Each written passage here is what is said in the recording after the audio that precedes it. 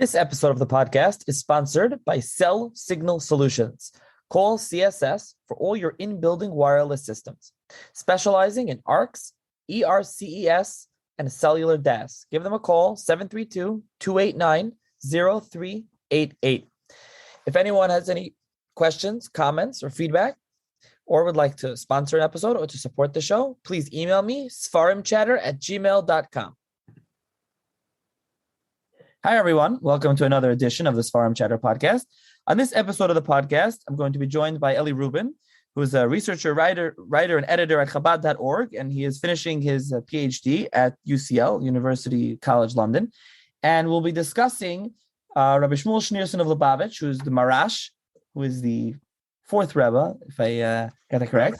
And this is also relates to a recent article that he just wrote and published in the AJS Review. So thank you, Eli, for joining me. Thank you for having me. So let's start off. Tell the listeners a little bit about yourself and your background. Okay, so I'm a Chabadnik. I grew up in the Chabad community in London. And I went through the regular yeshiva system. I learned in Manchester, in Morristown, Los Angeles, Australia. Joined Chabad, toured the world. And while I was in yeshiva, I already kind of developed a kind of historical perspective. Some of my teachers, my mashpiyim in yeshiva, especially Reb Melech Sibel, kind of just helped me to not only develop a greater understanding of the ideas of Chassidus, but also the historical trajectory of the context in which these ideas were developed. And so that interest kind of grew and blossomed, and I started writing and short articles. One thing led to another, and eventually I was hired to work at Chabad.org as a researcher, writer, editor.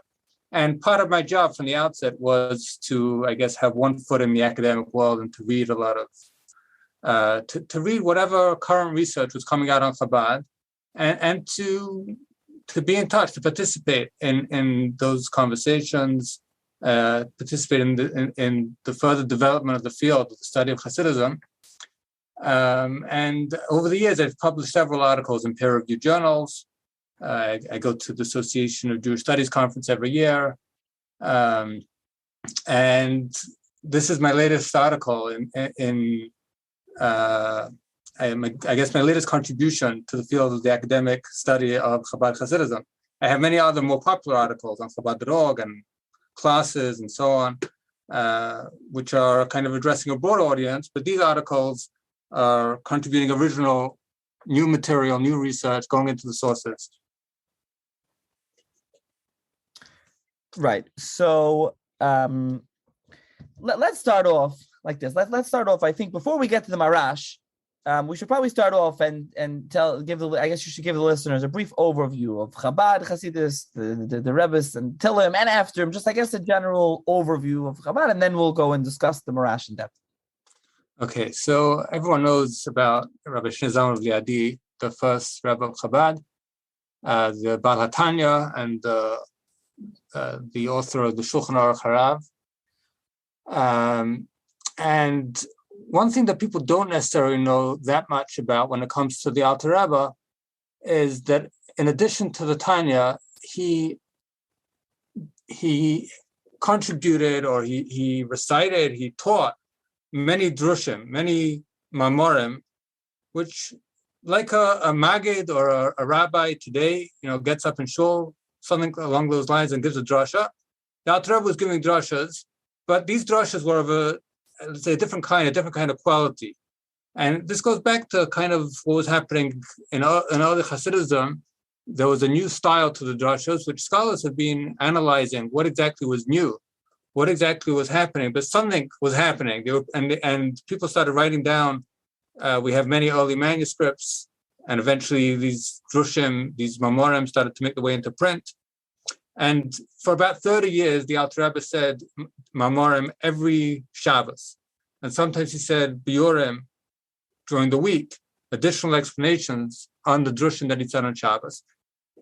And this is really, so Tanya is kind of a fixed text. It's a book that he wrote and published in his lifetime. And then we have hundreds of these mamorim, which were transcribed by his sons, by his Talmidim, Pinchas Reisitz, his brother, Maharil, And many of these Mamorim have exist in manuscript in several versions, because there were different people writing them down, transcribing them. And this actually is a really important development, and it's the foundation of Chabad thought. Everything that happens afterwards, when you get to the Mitzvah Rebbe and the Zemach Zedek, the 7 Rebbes, so we're going to see that there was later a split in the movement, so there are really more than 7.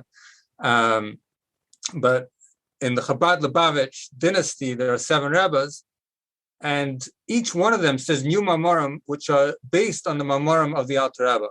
And so there's this kind of continuous living discourse, a kind of ongoing conversation where the ideas that he expounded on and explained and developed are being reanalyzed, re-explained again in new ways, compared to each other, put it back into conversation with each other, and so on.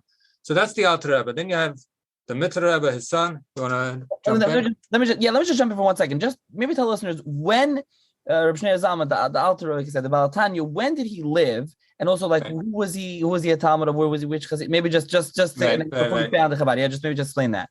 Okay, so the date given is Tav Kuf Hey for his birth, which is basically the middle of the 18th century, and he passed away.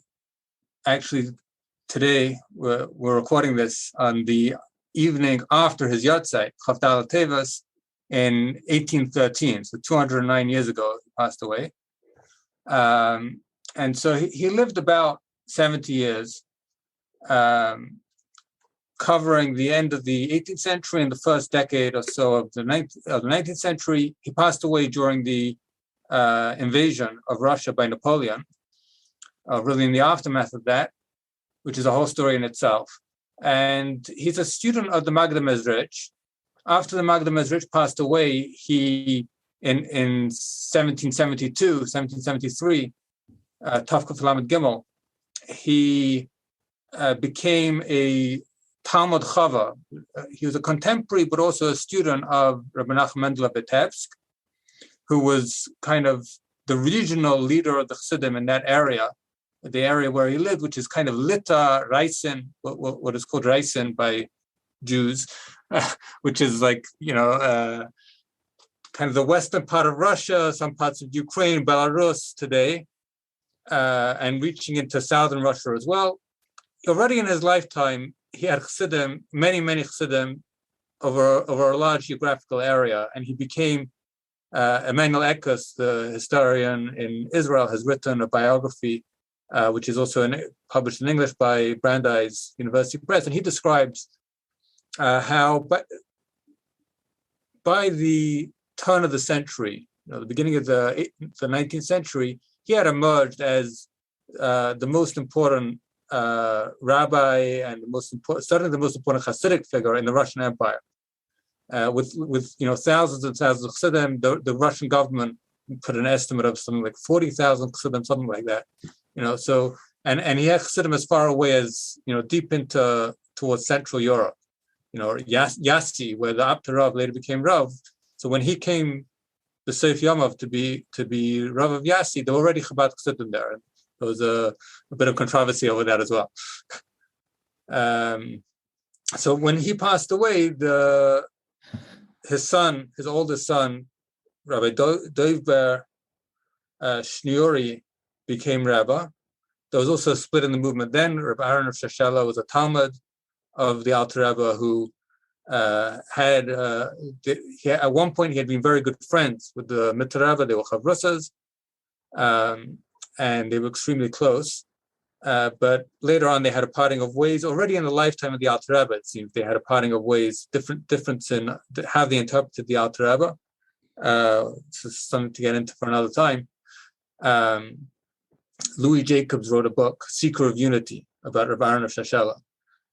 And but one thing, since this is the Sfarim Chatter podcast, one thing to note about the Mitzvah Rebbe was that he was a massive publisher of Sfarim. The Alter Rebbe also had published not only the Tanya and several small Kontresim, the Siddur and Hilchos Talmud Torah was published already by the Alter Rebbe in his lifetime.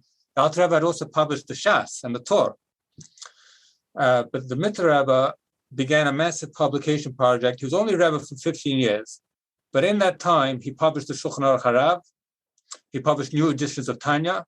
He published a Siddur, what's called Siddur Imdach, which is a Siddur with the Mamorim of the Alter Rebbe, which he had transcribed himself, and he curated them around the Nusach HaTfilah, printing them on the page around the Nusach HaTfilah so that you could, it was kind of a synthesis of kind of Kavanas Harizal according to the Alter Rebbe's explanations. He writes a very interesting Hadama about his intention in creating the Siddur. And he published many other Sfarim, his own Sfarim, which were Ataras Rosh and Imre Bina and so on, for all different audiences, different levels of ability to understand Chassidus, or more Musadik Sfarim, like Derech Chaim and Pekeach Ivrim. He was a very prolific writer and a very prolific publisher. And then the third Rebbe, also very famous, not just in Chabad, but in the Ilum HaTorah more generally, is Zemach Zedek, who's known by the name of his tshuvas, Zemach Zedek, but who also was the publisher of Torah and Torah, which were compendia of the Alter Rebbe's Mamorim. So this is the first time, and after the Siddur in Dach that the Mitzvah Rebbe published, Reb Dov published, you have the Zemach Zedek publishing Torah and Torah, which have become like the staple Sfarim. Which, if you want to learn the Alter Rebbe's Mamorim, you learn Torah and Torah.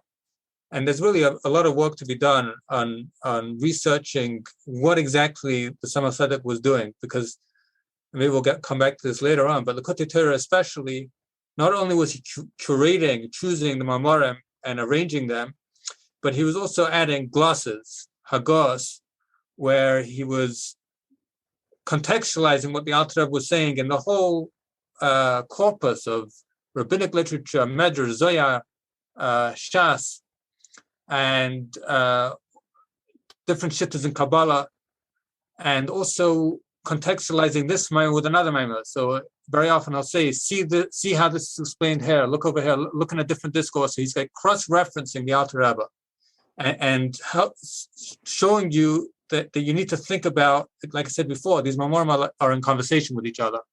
And so very often, even today, even people in Chabad will learn a discourse, and then they'll learn one Maimon, and they'll learn another Maimon. They'll come with some kind of stira, a contradiction, a kasha, and they'll be looking for terutzim. But in a way, that's the wrong way to think about these things, because it's not like a set, fixed doctrine that this is how it is. It's like an ongoing, flowing conversation where these things are complement each other and kind of illuminate each other in different ways. And so that's the Zemach Zedek. But the thing that's important to know, both the Zemach Zedek and the Mitzvah Rebbe are Talmidim, direct Talmidim of the Alter Rebbe. The Zemach Zedek was a grandson who was already 25 years old when the Alter Rebbe passed away. And so he knew him personally. He was learning from him. He was actually brought up by the Alter Rebbe because his mother had died when he was very young. And he was already making his own hanachas, his own transcripts of Mamorim in his teenage years. So these are both direct Talmidim of the Alter Rebbe. So the first three Rabbeim are almost like it's a Rebbe with two Talmidim, right? But then the Rebbe Maharash, who's the fourth Rebbe, was born after both the Alter Rebbe and the Mitzvah Rebbe had already passed away. So he was born in the 19th century. And he passes away in the 19th century. And that's really, I guess this comes to our next question. We start talking about the Rebbe Maharash, the focus of this discussion. Yeah, do you want to just, should we, I mean, it's not really pertinent to this discussion. Maybe briefly just mention who will leave aside the Maharash for a second. Do you want to mention the Rebbe's after him? You said there were 7. Do you want to just to finish off with people? I mean, or we could just, and we'll discuss the Maharash and what happened there. Right. But yeah. Okay, so yeah, just quickly, there were 3 Rebbes who came after Rebbe Maharash. The Rebbe Rashab, Rishon Doiber, who was his son, his second son. He had an older son, Razah, and a younger son, Menachem Mendel, and some daughters. And then the next Rebbe was Rabbi Yosef Yitzchak, the Rayat, it's also called the Frierdiker Rebbe in Chabad, which brings us to the middle of the 20th century. And then in 1950, his son-in-law took over, and he's the Lubavitch Rebbe, or just the Rebbe. who led Chabad to what it is today. And one thing to say, actually, there's a special connection, I think, between the Rebbe, the last Rebbe, and the Rebbe Maharash. And that is, first of all, in the 1940s, the Rebbe was also a very prolific publisher. And he founded Kahas, the Chabad publishing house. And one of the big projects that he took on, he took on many different projects in those years. For example, we were talking before about Zemach Zedek's Tshuvas. He was the one who brought them back into print in the 1940s and started working on different editions. He was a bibliographer. He was a scholar who compiled and created maftechas, indexes, and so on. And he also published the Rebbe Maharash's Sfarim. He was the first one to start publishing the Rebbe Maharash's Sfarim, except for one sefer, the Rebbe Maharash, which was published in 1884, which we'll get to, which was a whole controversy in itself.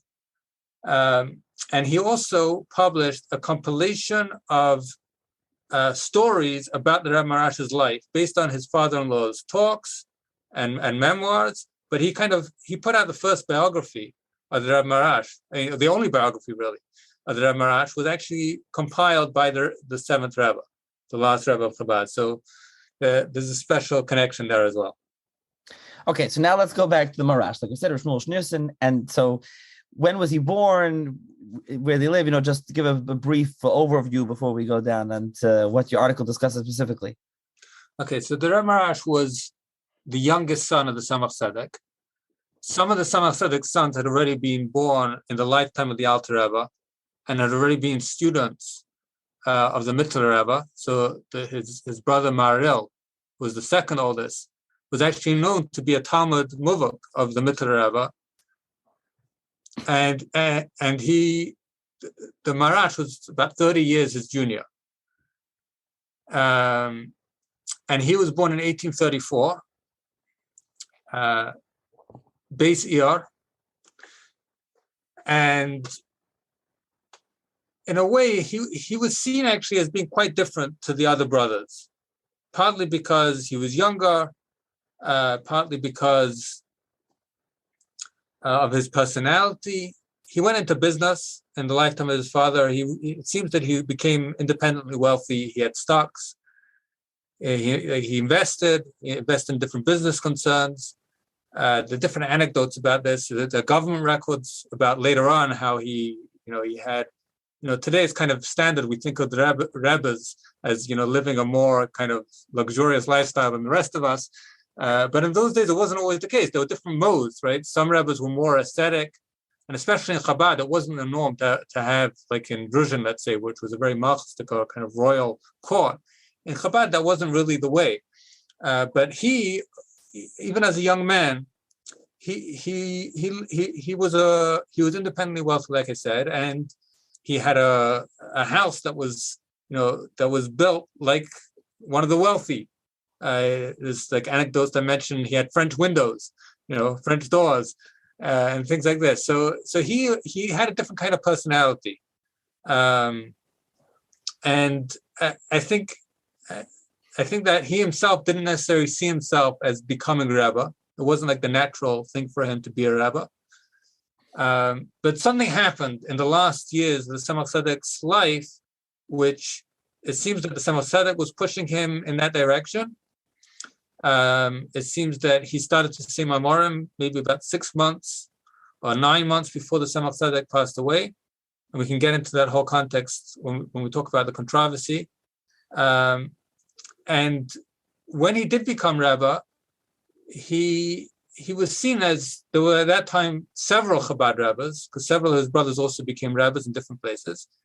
And I think he was seen as different. We have different memoir accounts and different documents where we get the impression that I think it's Chaim Chanovitz, Rav Tzair, who says that the more conservative Chassidim, the elders, were attracted to Maharil, the second son of the Zemach Zedek, but the younger, the bolder, the ones maybe who are more open-minded or who wanted a more kind of contemporary mode of Chassidus, they were attracted to the Maharash. And he passed away in 1882, Yud Gimel Tishrei. And after he passed away, there was actually a period where there was kind of a vacuum. None of his sons really stepped up right away to become Rebbe. So that's a whole story in itself. But it took about 10 years before Rashab, who today everyone knows, Rashab, who was this massive architect of the yeshiva Tanchit Mimim, and he was an activist who campaigned to reinstate the authority of the rabbinate in Tsarist Russia, and who was a tremendous intellectual powerhouse. His memoirs are very famous for their clarity and so on. But it actually took about 10 years before he fully kind of embraced the role of his father's successor, as his father's successor. So you mentioned that the Zemach Zedek, and you alluded to Maharil and all. Maybe just who were the other sons, and what number was Maharash? And then, I was going to ask you about the how come he was much younger. Why did he become Rebbe? But I guess leave that. So first, just explain why. Who were the other brothers, and where was he? Okay, so like I mentioned, you have Maharil. The oldest brother was Baruch Shalom, who is actually the direct ancestor of the Rebbe, the seventh Rebbe. He was a more retiring kind of personality, and kind of he's described as being humble. It's shunning public attention and so on. Whereas Maharil was clearly a very charismatic person, like a natural leader, in the kind of the old Chabad style. Like I said before, he was a student of the Mitra Rebbe, so he had this kind of legacy, this connection to Chabad of old. The Alter Rebbe was his son that had his bris. So he had this pedigree and this connection, this I don't know if I used the word in the article, but I called it once the nostalgia, the charisma of nostalgia. Right? There's a certain charisma that comes from this connection to the past. And I think that that's something that he had. And he's described also as being someone who davened with great passion and fire, and who said Mamorim in a very Hasbaradik way, explaining things very clearly and elaborately, perhaps in the style of the Mitra Rabbah. We don't have a lot of data on this. We don't have transcripts of his Mamorim. Very little has survived, partly because he only passed away 6 months after his father. So there's a very short period in which he actually kind of was independently Rebbe, as it were, in his own right. So that's the two older sons. Then there are several more. There was Rabbi Yosef Yitzchak, who was married into the Chernobyl dynasty and already became a Rebbe in the Chernobyl style in his father's lifetime. And there was Reb Chaim Shnei Zalman, who later became a Rebbe in Liadi. And there were a few others. I think by the time of the Zemach Zedek's passing, there were 6 surviving sons, but there were others who passed away in his lifetime when they were still very young. At least, I think, 2 others. So you started asking about why it was that Maharash became Rebbe. And so this gets us to really the main topic, or one of the main topics of the article that I contributed to AJS, which is trying to figure out what exactly happened in the last years of the Zemach Zedek's life, and what led to what actually became a split in Chabad. So, as I said, as I kind of alluded to, Maharil did become Rebbe, but he didn't become Rebbe in Lubavitch, which was his father's seat, the Zemach Zedek's seat. He left Lubavitch and went to Kovast, where he served as Rebbe till his father had passed away Yud Gimel Nisan, before Pesach, and he passed away sometime after Tishrei, maybe Chanukah time, the following year. So just a little more than 6 months later. So there was one Tishrei in Koppus, which was like a big event for those who were close to him, for those who, and there were a lot. There were many important chassidim who went to Maharil.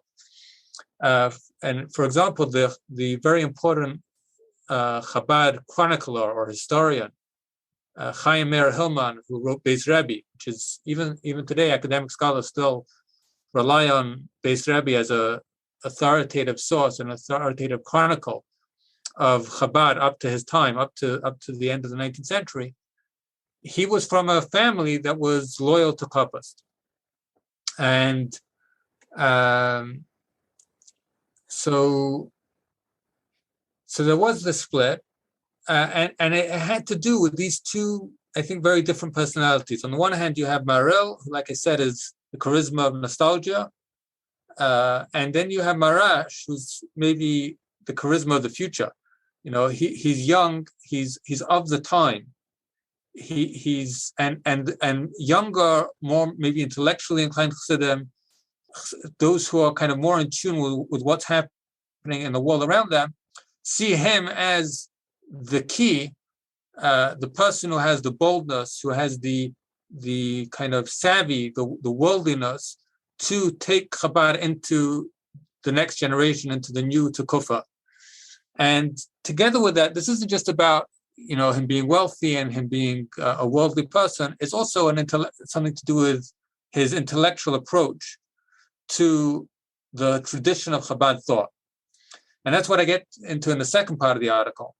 I would say that there's basically three factors in the whole controversy and the split in the movement.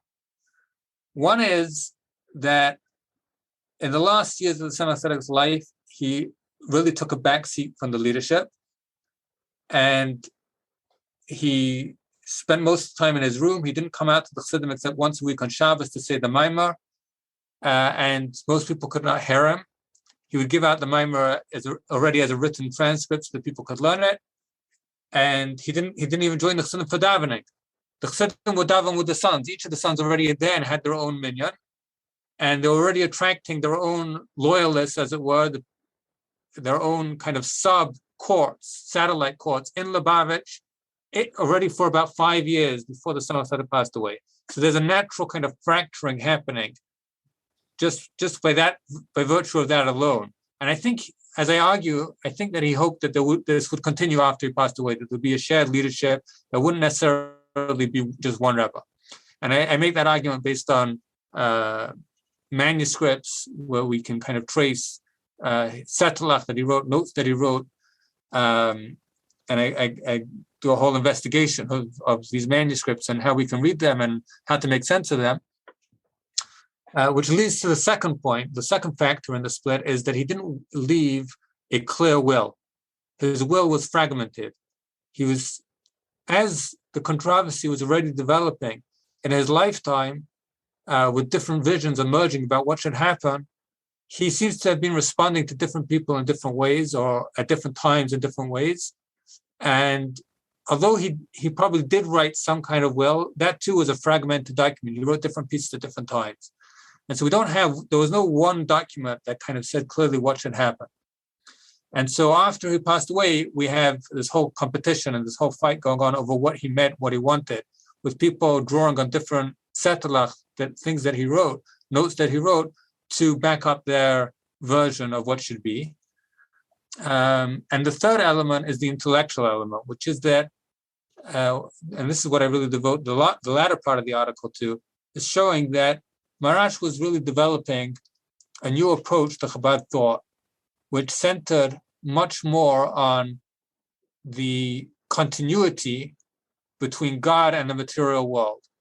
So whereas previous Chabad thinkers tended to de-emphasize the importance of the world, here I'm really oversimplifying quite a bit, but broadly speaking, we can say that if you read the Alter Rebbe's Mamorim, you could make the mistake that he thinks the world isn't real, or the material world isn't significant, and there's this, the academics use the term cosmism. There was a very big debate among scholars over whether the Alter Rebbe was a cosmist or wasn't a cosmist. Did he believe the world is real or not? But when it comes to the Rebbe Maharash, you can't make such a mistake, because he actually is arguing very forcefully and very explicitly that the world is real. That the world is not just real, but it's imbued with the full significance of God's own self, as it were. And there's a kind of ontological continuity. The being of God isn't beyond the world, outside of the world. Of course, it is beyond the world and outside of the world, but it's also in the world. It also permeates the world, which, again, in some ways, this is a very old Hasidic idea. But the way that he talks about it is with a new boldness and a greater degree of explicitity, which I think would have rubbed more kind of conservative traditionalists to them the wrong way. They felt that this was not faithful to the spirit, as it were, of the old way of Chabad thought. So that's a nice, like I said, overview of your article. And we'll go more, and let's go more a little bit through each part. You mentioned like offhand, but I think you said the Zemach Zedek will or lack thereof is fascinating, and you go through a few of these manuscripts. I think some new ones in the article, which are really interesting. Before we get back to the like intellectual part, what you were just saying. So first of all, you said how you explained how the Zemach Zedek kind of delegated the authority during his life, but just discuss a little bit the manuscripts that you looked at of these setlach of his will, and then you also discussed the letter of Maharil, a purported letter of Maharil that Maharil wrote that's really fascinating. And so, like you also mentioned, like the Zemach Zedek wanted some sort of horizontal shared power approach. So yeah, discuss that part, and then we'll get, like I said, to the latter part of the article. Okay, so there's a scholar in Israel, Eli Rubin, who has written 2 books about Chabad, and he was the first one to analyze one of these manuscripts that I look at, which is, as Lurie points out, it's clearly written already in the 20th century by a Chabad Lubavitch loyalist, and it says at the top of the manuscript, it says something like "Savos Chak Admar Zemach Zedek," the will of the Zemach Zedek. But once you read it and you start analyzing what's going on, you see that it's really a compilation of what the term used as setelach, notes, right? Sometimes in Chassidus, sometimes we use the term setelach as something that you would write, a note that you would write to a Rebbe. But here, these are notes that the Rebbe himself wrote. As I said before, the Zemach Zedek had basically shot himself in his room for the last 5 years of his life. There's kind of some Kotzka vibes over here. His wife had passed away by then, and he said, "Ein li etza." I don't have advice to give now that I don't have a wife. And Chassidim interpret this as, in mystical terms, that the Rebbetzin is like Malchus, is the Matrinusa, which connects. The Rebbe is really beyond the world, and Malchus is the midah, the faculty that connects higher, that which is beyond the world, with the world. So he was missing that link. So the way that he communicated was mainly through setelach. People would write in a question, and he would write back an answer. And so what you have in these manuscripts is compilations of these setelach, which relate to the controversy, which relate to questions of who should be Rebbe. And I would say the overall theme is that he seems to want the things to continue after he passed away as they have been during the last period of his life, where several of his sons have kind of stepped in to take on the role of Rebbe alongside each other in his place. And as I argue, I think Maharil was seen as the most prominent of them, but there was a certain level of equality. And maybe towards the end, that balance started to become upset by Maharash, who initially had not been saying Mamarim, had not been repeating his father's Mamarim and teaching his father's Mamarim like his other brothers, but now started doing so. That seems to have set a controversy in motion, and perhaps some of these setlach are responding to this. Some of them are addressed to Maharash himself, encouraging him to continue saying Chassidus, continue to offer advice to people, continue to teach, and so on. And some of them in very strong language, and even in language that kind of mirrors the language we find in Tanakh, where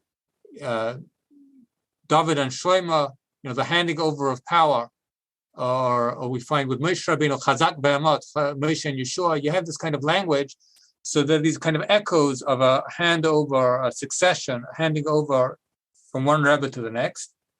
But again, none of these things are very clear, and there are competing setelach. I would say that but by looking at the different manuscripts, what I was able to see is, for example, two particular manuscripts have many of the same setelach, except for a few. Which ones are? Some are only in one and missing from the other.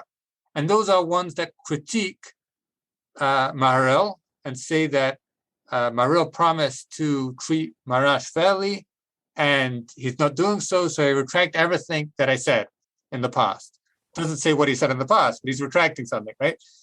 These are, and similarly also censuring or critiquing Maharil's son, Shlomo Zalman, who would later become Rebbe in Kopust in his father's place, who was a nephew of Maharash, but older than Maharash.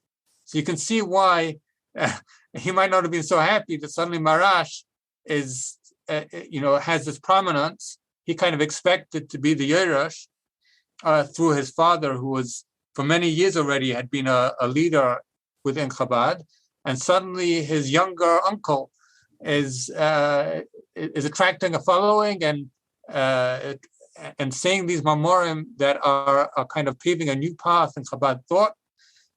So the question is, were these setelach fabricated by people who are loyal to Maharash, who wanted to say that the Zemach Zedek retracted from whatever he promised Maharil, or are they actually authentic and they were omitted by other copyists who wanted to preserve the honor of Maharil, right? So, and I don't have an answer to this question. So there's a lot of things that I kind of leave open. But I think by looking at them, you can see that there was a debate going on. Even if we can't say who was right exactly, there was something going on, right? That's the impression that comes out. Okay, and you mentioned Maharil's letter. So Maharil's letter has not been discussed at all in previous scholarship. It's mentioned in one article, but not discussed in any way that's relevant to this whole topic. It was really mentioned kind of tangentially as part of another polemic, really, which Yeshua Munchen got involved in, but we'll leave that aside. So this letter,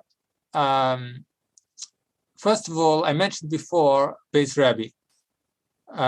So this letter is mentioned in Beis Rabbi, but it doesn't say anything about the contents. And I was able to, by comparing this letter to some passages in Beis Rabbi, I could see that Beis Rabbi was using this letter when he wrote his account of what happened when the Sar passed away. He drew on this letter. So that tells me this is probably an authentic letter. And certainly the Kopust Chassidim thought it was authentic. Because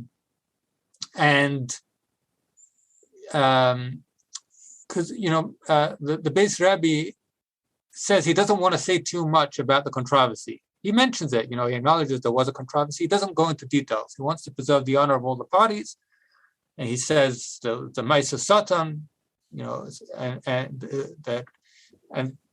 and he kind of, but he says there was this thing, and you can see in his account he's drawing on this letter. So what's important about this letter is, number one, it's written by Maharil from Lubavitch to a certain chassid called Reb Zalman of Kraslava, who's also mentioned in Beis Rabbi, and he's kind of consulting with him about what to do about the situation, and he feels very uncomfortable in Lubavitch. He says that the hotel proprietors in Lubavitch are showing setelach to all the chassidim who come, which are evidently supporting Maharash. And when he asked to see what they're copying, so there are already copies circulating, and he asked to see the original, and he says it was a forgery. And he says, I have my own setelach. Right, so one thing about this letter is that you see already right after, as soon as Maharil arrives back in Lubavitch, he had been away, he had been in Kremenchug when he heard the news. As soon as he arrives back in Lubavitch, there's already this controversy going on, and there's already debates about which setelach are authentic. And he says, I have my own setelach, which are some of them are in the Zemach Zedek's own hand, where he says exactly the opposite. Again, he doesn't say what it says exactly, right? But there are many things that we can corroborate, right? By looking at this letter, we can say, okay, so there was setlach circulating. These weren't made up later, right? Like I said before, one of the manuscripts, the manuscript that Eli Rubin wrote about, is from something like 40 years later it was copied. So you might think, oh, this was just made up then. But no, clearly, already at the time, these setlach were in circulation and they were preserved and copied in many different iterations. And there's a manuscript at JTS which has setlach. Some setlach already appeared in print, in the 1950s in various journals. Some of them have been published by Shalom Bar Levin, the Chabad librarian, in Igros Kodesh of the Zemach Zedek. Some of them actually survive in the Zemach Zedek's own Ksav Yad. So we have the original, you can see facsimiles published there by Bar Levin and also by Yeshua Munshain. But the thing about Maharil's letter is that it gives us a real-time window into what was going on. And just to finish up, what happened in the end was Maharil is there considering in the letter whether he should leave Lubavitch, and that's what happens. He does leave Lubavitch, and he sets up his own court in Kafist. And so that's the beginning of a split in Chabad, where you have two parallel dynasties, which lasts until about the 1920s, when Kafist comes to an end with the arrival of communism. And I would say actually it's a miracle that Chabad Lubavitch didn't come to an end during that period as well, which is a story in its own right. And then several other the Zemach Zedek sons later, Yosef Yitzchak, Yosef Yitzchak was already a Rebbe, and like I said, he married into the Chernobyl dynasty, so he was already functioning as a Rebbe already in the lifetime of the Zemach Zedek. But others. Chaim Shneur Zalman became Rebbe in Liadi. Another one was in Nezhin, but that happened later. For a while, they actually stayed in Lubavitch with Maharash as Rebbe, and they probably had their own Beis HaMedrash, but it was Maharash who was the main Rebbe. And they were in some way subservient to him, which was exactly almost the opposite of what had been happening if you go back a year or two in the last years of the Zemach Zedek, where Maharash was a private citizen living in Lubavitch, but not saying Mamorim, not figuring like a Rebbe, not conducting himself as a Rebbe. And Maharil was the main figure in Lubavitch with the other brothers around him. Obviously, the Zemach Zedek was still there, but Maharash clearly had a privileged position. It says in one testimony we see him, he was the one who would chazer the Maimar after Kabbalah Shabbos on Friday night. So there was, throughout the week, the other brothers would repeat the Maimar of the Zemach Zedek. But Maharil would repeat it on Friday night. So there's a certain prestige that he had. And this was completely flipped around once the whole controversy unfolded. So before we get to the Maharash's style of Torah and his writing, but just one question. I mean, is this like unique? Because I think you mentioned the Mittler Rebbe with Zemach Zedek. I don't remember which one. One of them also wasn't the oldest son. I mean, is this something that's like, because it seems interesting that the Maharash was so much younger than Maharil. He was just in years-wise, age-wise, and then like he was I don't remember what number brother he was, that he would become Rebbe. I mean, so was it, like I said, was it that Zemach Zedek wanted this like split of power, or somehow, some way, he is it conceivable that no, he actually thought to skip over all the other brothers and go all the way down to Maharash to be the Rebbe? It just seems interesting. Right. I mean, there's no way really to know. First of all, yes, there were always. This isn't the only example of a split or a controversy and so on. Already with the Mitzvah Rebbe and Rabbi Shashali, you have a split and a controversy, and then later on, the Rashab, like I mentioned, was the middle son of Maharash, but it was he who became Rebbe and not his older brother Azar. But to answer the question, I think it is possible, and I kind of present a possible scenario in the article, that at the end of his life, the Zemach Zedek did indeed change his mind, as it were, and see Maharash as the main perpetuator, the one who would continue his project, the one who would kind of follow in his footsteps, and maybe not just follow his footsteps, but have the boldness, have the ability to branch out and develop what he had been doing further. And to explain that, though, I'd really need to begin to talk a little more about the style, his engagement with Chabad thought and with the text, the textual tradition that he inherited.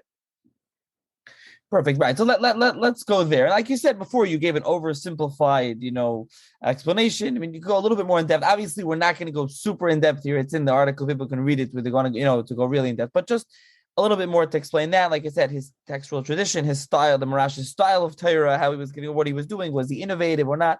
Talk about that. That's the latter part of the article, and that, like you said, that's connected to what we were discussing. Okay, so there are really two parts to this. One is methodological, and one is theological.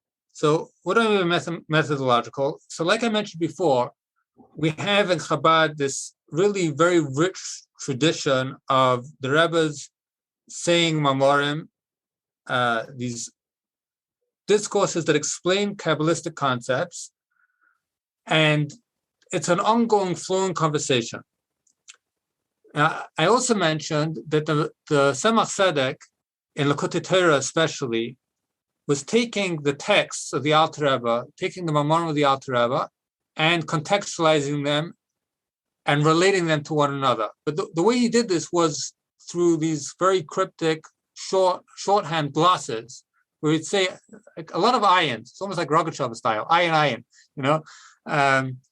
and very rarely does he say. Sometimes he will say "B'zeh yuvan," and I'll say a few words of explanation, and how one text illuminates another or gives you a deeper understanding of another. And there's some amazing gems you'll find, Pshat and Tanya, Oimek HaPshat, the deeper Pshat and Tanya, and things like this. But generally, he just tells you, he gives you a list of references. And you have to do the work yourself, if you're going to do the work, of figuring out what does this tell me? What's he contributing to the discussion here? So the main contribution that the Zemach Zedek made was really curating and organizing, and then these kind of gestures. This mimer is related to this mimer. This mimer is related to this mimer. And there's also contextualization in terms of, what's the Alter Rebbe innovating and so on, in terms of its relationship to earlier Kabbalah and so on, but all very brief. What changes with the Reb Maharash is we see that he changes this from being a very brief, cryptic, let's say note form kind of discourse. He is now doing it on a much larger, broader scale, and he develops what's known today as a hemshach. So he serializes Mamorim. Instead of saying a Maimer one Shabbos and another Maimer the next Shabbos, which has no connection, it's just about the parsha of the week or whatever, a new topic. On the one hand, he is connecting it to something very local and topical, the parsha of the week or the Yom Tov or whatever it is, but at the same time, he's continuing the theme from the previous Maimer.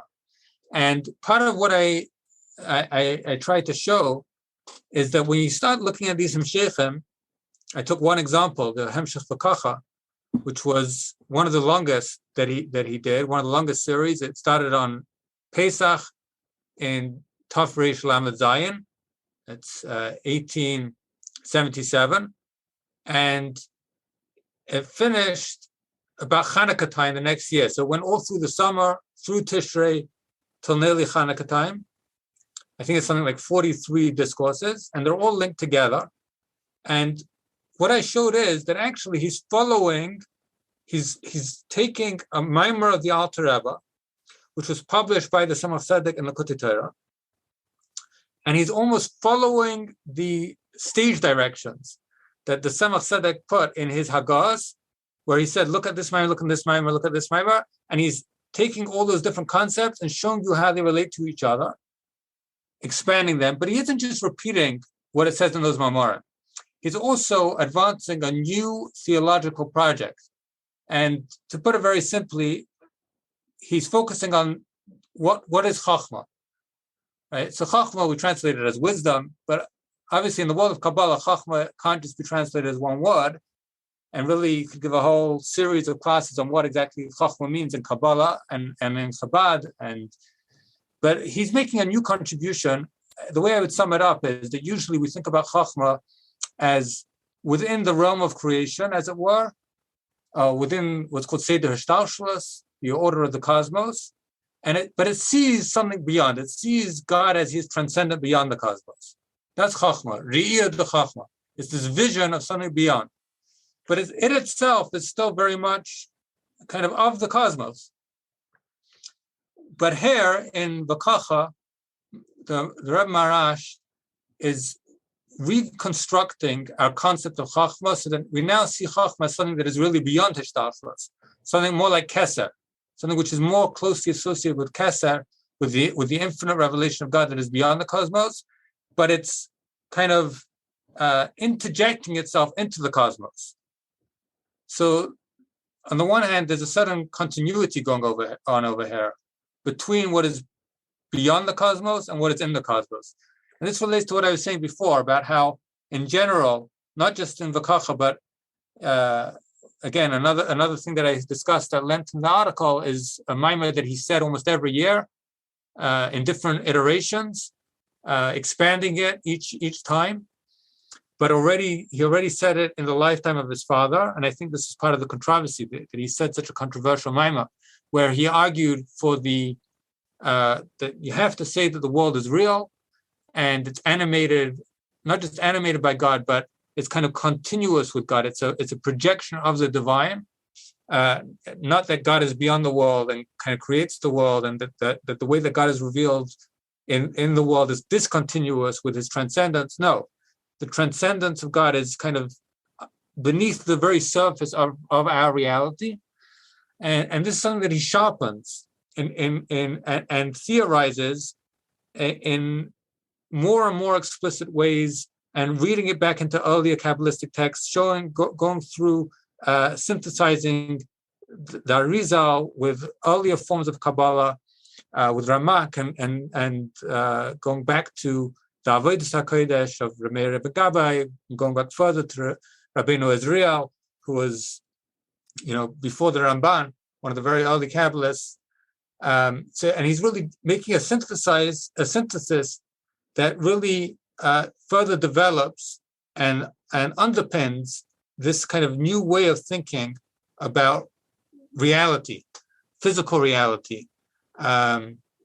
So on both counts, both on kind of the methodological count of how he's kind of weaving the text together, and also on the theological side, he's really very much his father's Talmud, right? In a very clear way, you see how there's this imprint, this influence of his father, but he's assimilated that and made it his own, and he's doing something new with it, and going back to the Setelach and the controversy, I think there are echoes of this in some of the Setelach, where you see Maharash encouraging him to continue to teach and not to be afraid. You get the sense that there's an opposition to his way of teaching Chassidus. And you get the sense that this is perhaps why the Zemach Zedek actually sees him more than the other sons as the one who will continue. And we do have Maharil from other sons of the Zemach Zedek, especially from the Rebbe in Liadi, Chaim Shnei Zalman, and we also have from Shlomo Zalman of Kopast, the son of Maharil. And you don't see this kind of new development in the same way, a whole new genre, or this close following of the Zemach Zedek's way and developing it in new ways. Of course, maybe more research can be done, and we can find new things there as well. Literally, right?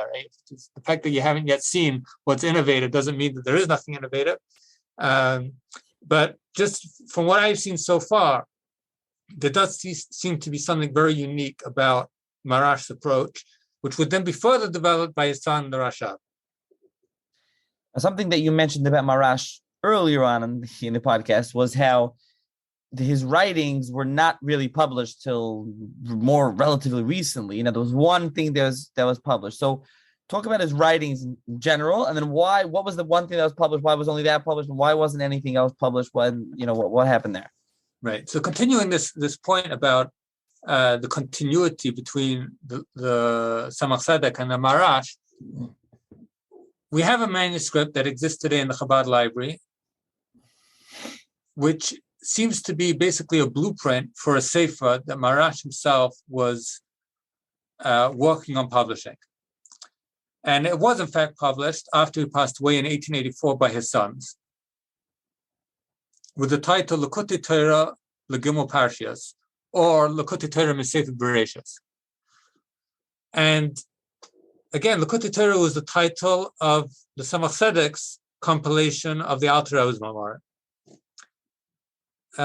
But the thing is that Likutei Torah is only on Vayikra, Bamidbar, Devarim, and Shir HaShirim. On Bereshis and Shemois, there's a separate sefer which was published earlier called Torah, also by the Zemach Zedek, compiled by the Zemach Zedek, but it doesn't have the same degree of additions from the Zemach Zedek. So it has the Mamorim that the Alter Rebbe said. Very seldom, sometimes it does have some glosses, some hagos from the Zemach Zedek, but they're usually very brief. In Likutei Torah, you have a lot more material from the Zemach Zedek. Not only that, you also have additional biurim. So like I mentioned before, the Alter Rebbe would sometimes say additional biurim on the Maimah. So in Likutei Torah, you have a lot more material related to each Maimah.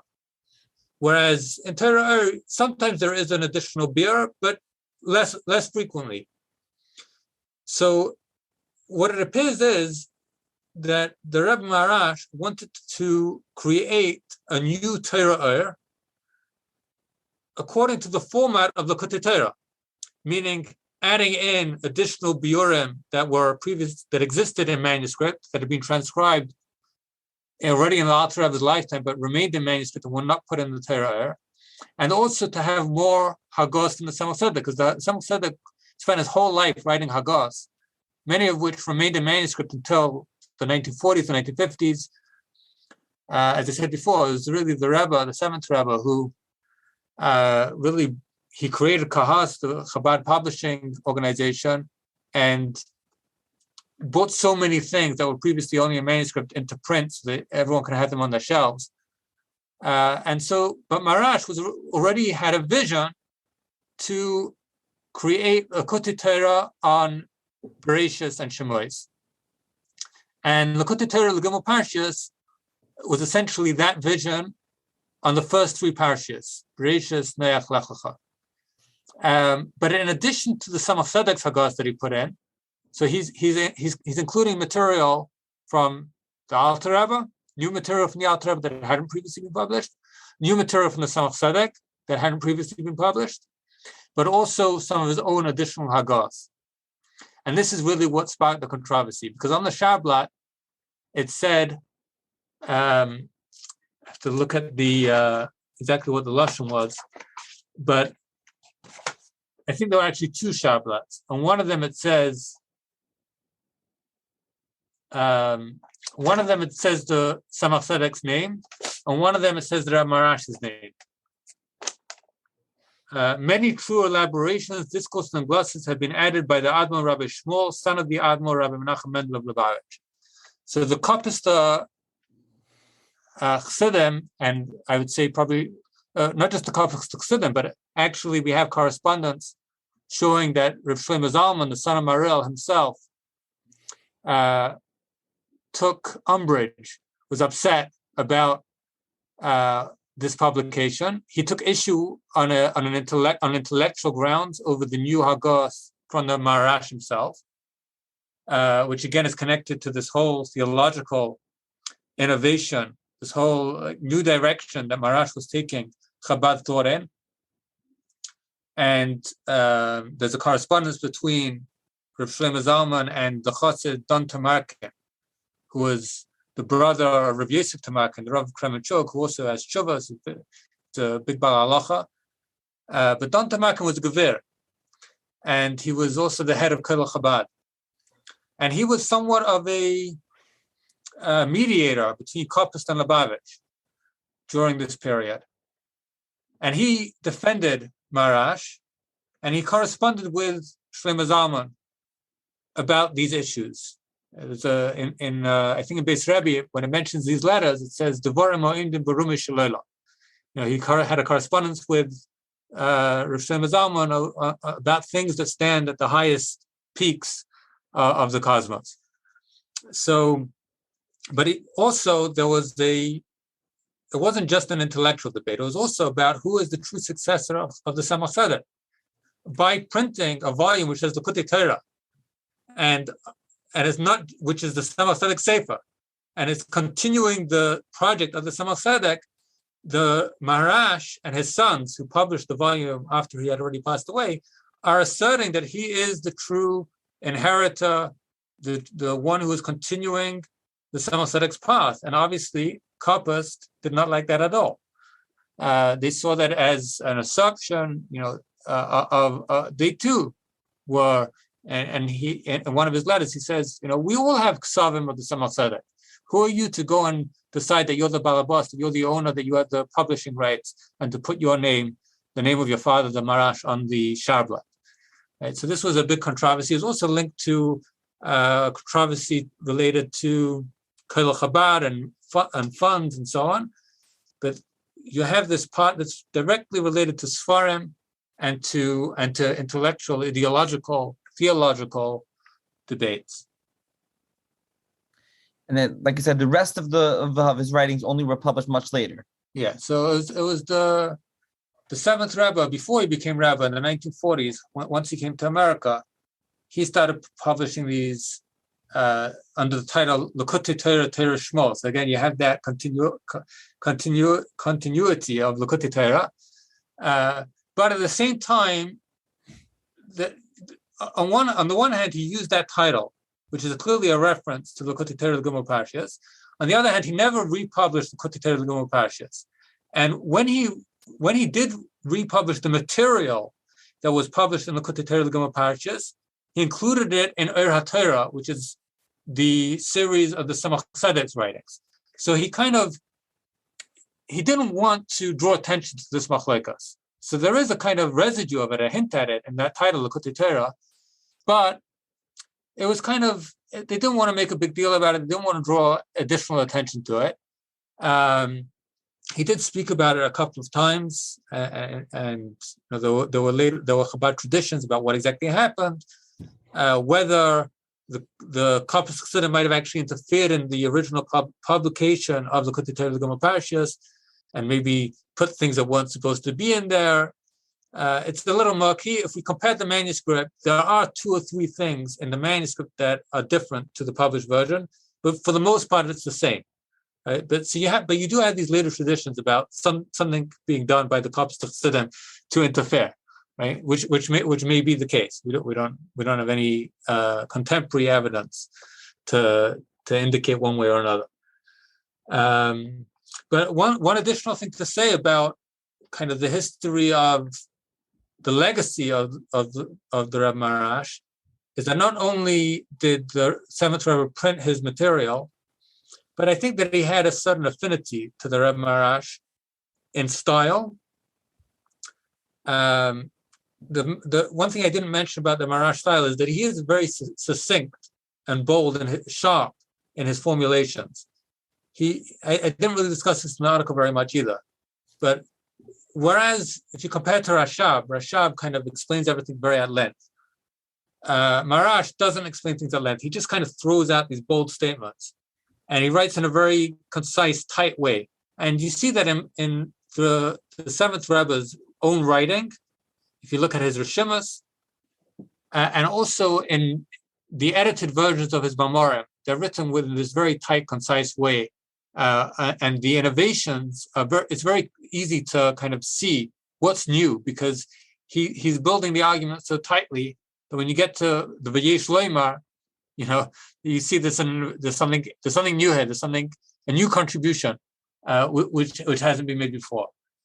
So not only was he involved in publishing them, but I think that he was in a certain way a student. Of course, he was a student of all the previous Chabad rabbis, but there's a certain special affinity to the Maharash. Okay, so something that I forgot to ask you earlier, but I think it's fits well still here is why did you decide to focus in your article? Why did you decide to write on the Maharash specifically here now, rather versus compared to the other rabbis? Right. So, in a way, this is a spin-off of a larger project. I wanted to really do an overview of Chabad intellectual history in general, but I knew that if I would start with the Alter Rebbe, there's so much material, I would never finish, right? And there's already so much scholarship, so just to wade through everything that's already been done, and build on that, it's a whole. I felt that I would end up just writing a book on the Alter Rebbe. So the Rebbe Maharash, on the other hand, is completely under-researched. There's no one study devoted to him, certainly not even an article, never mind a book, right? And he tends to be overlooked. He's like the middle child.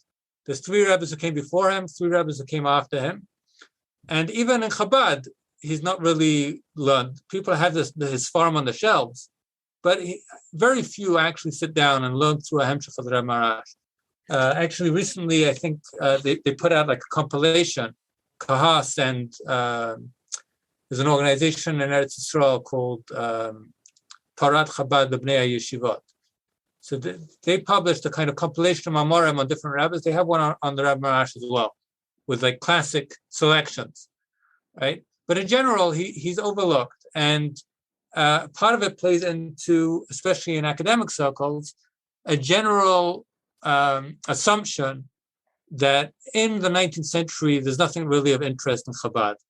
And we were kind of discussing this before we started recording, that there's also, it might be part of a broader phenomenon of kind of an academic attitude to what they think of as Haredi Judaism, which they really see as starting in the 19th century. So before Haredi Judaism, Gedolei Yisrael are interesting.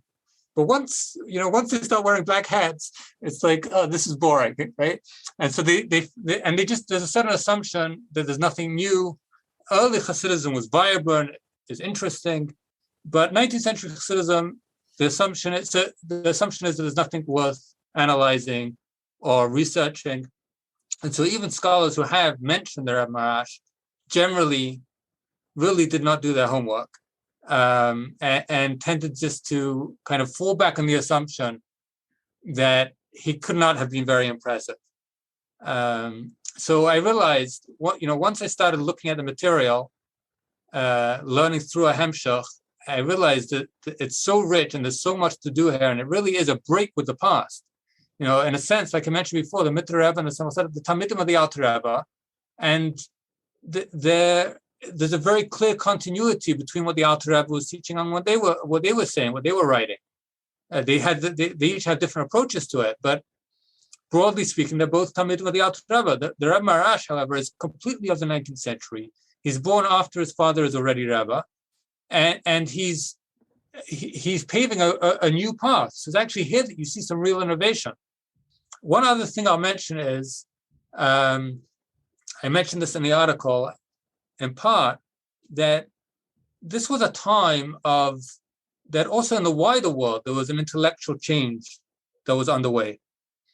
Eliyahu Stern wrote a book called Jewish Materialism, where he kind of traced how in the 1870s, which is exactly the period of Maharash, Jewish thinkers, including Chabad thinkers, one of the figures that he talks about is a guy called Joseph Sassnitz, who came out of a very Chabad background, was a Talmud of the Zemach Zedek in some way, went to Lubavitch, traveled to Lubavitch, and then he's reading all this stuff, Darwin and German philosophers who are, there's a whole change from idealism to materialism. And he's trying to square it. In his writings, Eliyahu Stern shows that he's kind of grappling with how can he synthesize this with Chabad material that he learns. And he discusses explicitly, the Zemach Zedek's Mamorim and so on. And he, in his memoir, he wrote an article, a memoristic article. Later on, he came to America. And I don't remember where it is, but there's a book of kind of rabbis in America, a Yiddish book, where he has a kind of autobiographical article, and he talks about how he visited different Chabad rabbis after Zemach Zedek passed away, including Maharash, to ask them questions, philosophical questions. And he says I didn't really get a satisfactory answer. But actually, what's really interesting is the Maharash was aware of this intellectual turn.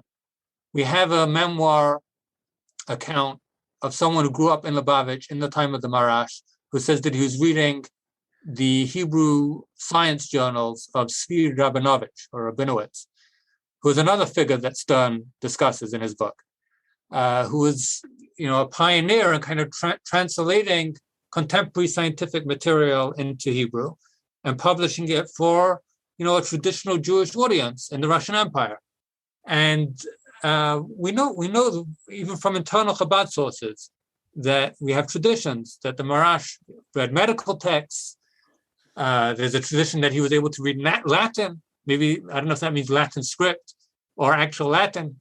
Maybe he was able to read German. He was able to speak different languages. And so he had an awareness of these intellectual developments. And I think there's a strong argument that can be made that this turn away from a cosmism, or away from what I call the rhetoric of a cosmism, and towards a kind of, again, the term that I use is apotheosis of physicality, imbuing physicality with real significance, with divine significance, that kind of reflects this broader trend. How explicitly he had that in mind, was he responding to it? I don't know. But it's certainly in sync with kind of the spirit of the times. So all is very fascinating. Is there? So first of all, about your article, is it accessible anyway for anyone to read, or without having AJS? Is it an academia? Is there any way anyone can? Yeah, it is on my academia page, so where it's free for everyone to access. And if you go on Twitter, I put a link to it up there at some point or another, so you could probably find it there. Okay, I'll try to link to your academia page. And then you mentioned that there's really nothing, but is there anything, if anyone wants to read anything else, the Maharash, is there any other reading to read on him, or not really? So on the Maharash, there's nothing really, besides for, the few sources which I mentioned in my article, but really it's really just a few lines here, a few lines there. For Chabad more generally, there's certainly many good books that I could recommend. Most recently is Hali Lowental's Hasidism Beyond Modernity, which is it's a very good book, which gives a kind of a general overview of Chabad intellectual history. It's really a collection of his articles that he wrote over many years, but with some new material and linked together to kind of present a broad overview. And you see certain themes that begin to emerge in a very clear way. And then, of course, there's Ada Albert, and her. She recently put out a book, Hasidic Studies, History and Gender. That was her last publication. Also collected articles, but thematically linked. It's really a statement of her research, mostly on Chabad. There's other. She deals with Breslov as well, but really a large focus on Chabad over many years. And both of those are published by Lippmann Library. So those are my two go-to books if you want a good overview of Chabad thought and Chabad history and its development over time.